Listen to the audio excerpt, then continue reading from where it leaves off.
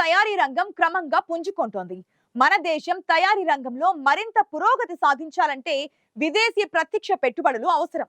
అందుకే పొరుగు దేశాల నుంచి వచ్చే విదేశీ ప్రత్యక్ష పెట్టుబడుల ప్రతిపాదనలను వేగంగా పరిశీలించి అర్హమైన వాటికి వీలైనంత త్వరగా అనుమతులు ఇవ్వాలని కేంద్రం నిర్ణయానికి వచ్చినట్లుగా తెలుస్తోంది.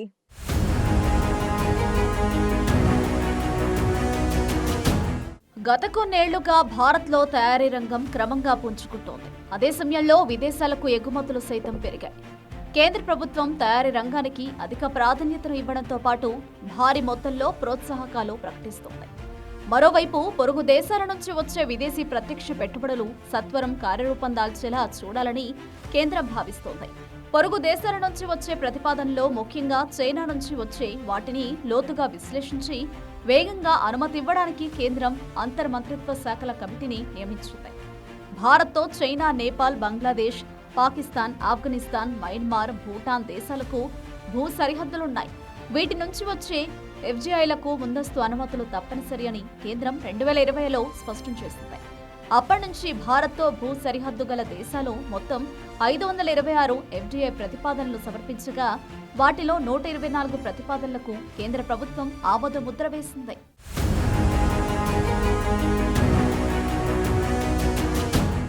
భారత్ పొరుగు దేశాలైన పాక్, చైనా, బంగ్లాదేశ్ల నుంచి ఎఫ్డీఐలను స్వీకరించడంపై దేశంలోని కొన్ని ప్రతిపక్ష పార్టీలు అభ్యంతరం వ్యక్తం చేస్తున్నప్పటికీ జాతీయ భద్రతకు ముప్పు వాటిల్లకుండా ఆర్థిక ప్రయోజనాలను అందించగల ప్రాజెక్టులను మాత్రమే కేంద్ర ప్రభుత్వం అనుమతిస్తుంది. చైనా నుంచి ఎఫ్డీఐలను అనుమతించడం ద్వారా దేశంలో పారిశ్రామికోత్పత్తిని, ఎగుమతులను పెంచుకోవచ్చని 2024-25 ఆర్థిక సర్వే ప్రతిపాదించింది. ప్రస్తుతం ప్రపంచ దేశాల్లో గతంలో కంటే భిన్నమైన పరిస్థితి ఉంది. చైనా నుంచి వస్తు సేవలను నేరుగా కొనుగోలు చేయడానికి అమెరికా, యూరప్ దేశాలు ఆసక్తిని చూపించడం లేదు.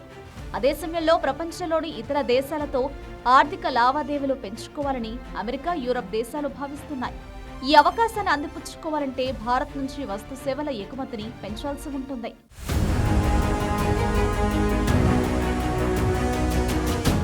ప్రస్తుతం దేశంలో వస్తు సేవల ఉత్పత్తిని పెంచాలంటే విదేశీ పెట్టుబడులు అవసరం. అందుకే చైనా నుంచి ఎఫ్డీఐలను స్వీకరించడం, అక్కడి కంపెనీలు మన దేశంలో ఉత్పత్తి చేపట్టేలా ప్రోత్సహించడం తప్పనిసరి. ఇటీవలి కాలంలో చైనా నుంచి నేరుగా అమెరికా, యూరప్ దేశాలకు వస్తువులు ఎగుమతి చేసే అవకాశాలు తగ్గిపోతున్న నేపథ్యంలో మన దేశంలో చైనా కంపెనీలు వస్తువులను ఉత్పత్తి చేసి ఇక్కడి నుంచి ఎగుమతి చేయడం ఇరు దేశాలకు ప్రయోజనకరంగానే ఉంటుంది. చైనా కంపెనీలు మన దేశంలోని కంపెనీలతో భాగస్వామ్యాలు కుదుర్చుకుని ఇక్కడ తయారీని ప్రారంభించాయి. స్థానికంగా పంపిణీ నెట్వర్క్ను అభివృద్ధి చేసుకున్నాయి.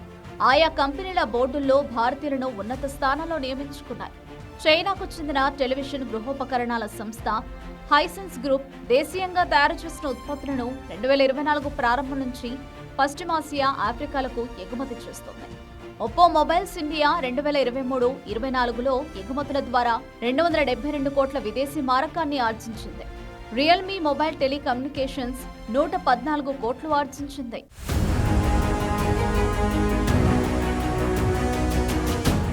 '2000 నుంచి ఏడాది మార్చి వరకు మన దేశానికి వచ్చిన ఎఫ్డీఐలలో చైనా వాటా కేవలం 0.34%. దాని విలువ $250 కోట్ల. దేశంలో విదేశీ ప్రత్యక్ష పెట్టుబడులు పెట్టిన దేశాల్లో చైనా 23వ స్థానంలో ఉంది. అయితే ఎఫ్డీఐ అనుమతులకు సంబంధించిన యంత్రాంగంలో జరుగుతున్న జాప్యాన్ని నివారించి వేగంగా అనుమతులివ్వడం ద్వారా చైనా నుంచి మరిన్ని ఎఫ్డీఐలను ఆకర్షించే అవకాశం ఉంది. సాధారణంగా ఎఫ్డీఐలను అందించే దేశాలు తమ పెట్టుబడుల ప్రయోజనాలకు, మేధా హక్కులకు భంగం కలగకూడదని ఆశిస్తాయి. అందుకు భారత్ తగిన భరోసాను ఇవ్వడం తప్పనిసరి. చైనా ఇప్పటికీ కొన్ని రంగాల్లో సత్తా చాటుతోంది. అయితే అమెరికా, యూరప్ దేశాల నుంచి వ్యతిరేకతను తట్టుకునేందుకు ఎలక్ట్రానిక్స్, పునరుత్పాదక ఇంధనాలు, ఆటో విడిభాగాలు, టెలికమ్యూనికేషన్ సాధనాల ఉత్పత్తిని ఇతర దేశాలకు తరలించాలని చైనా భావిస్తోంది. ఈ వికేంద్రీకరణ నుంచి భారత్ లబ్ధి పొందాలి. సబ్సిడీలు, పన్ను రాయితీలు, ప్రత్యేక ఆర్థిక మండలాలు, పారిశ్రామిక కారిడార్లు, రాయితీ రేట్లకు భూములు ఇవ్వడం ద్వారా చైనా కంపెనీలను భారత్ ఆకర్షించాల్సి ఉంటుంది.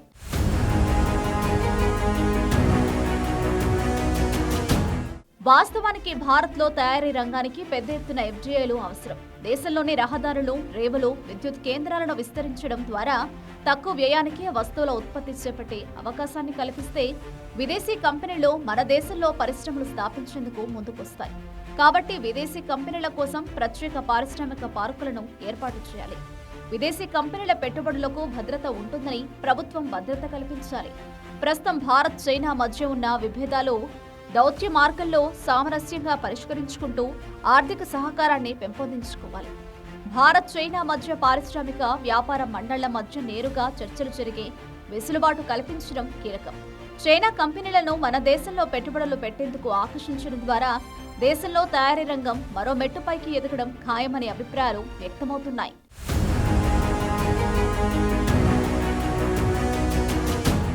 దేశంలో తయారీ రంగానికి ఊతమిచ్చే విదేశీ ప్రత్యక్ష పెట్టుబడులను సత్వరం కార్యరూపం దాల్చేలా చూడాలని భావిస్తోంది కేంద్ర ప్రభుత్వం. అయితే ఎఫ్డిఐలను అందించే దేశాలు తమ పెట్టుబడుల ప్రయోజనాలకు, మేధా హక్కులకు భంగం కలగకూడదని ఆశిస్తాయి. అందుకే భారత్ తగిన భరోసాను ఇవ్వాల్సిన అవసరం ఉంది.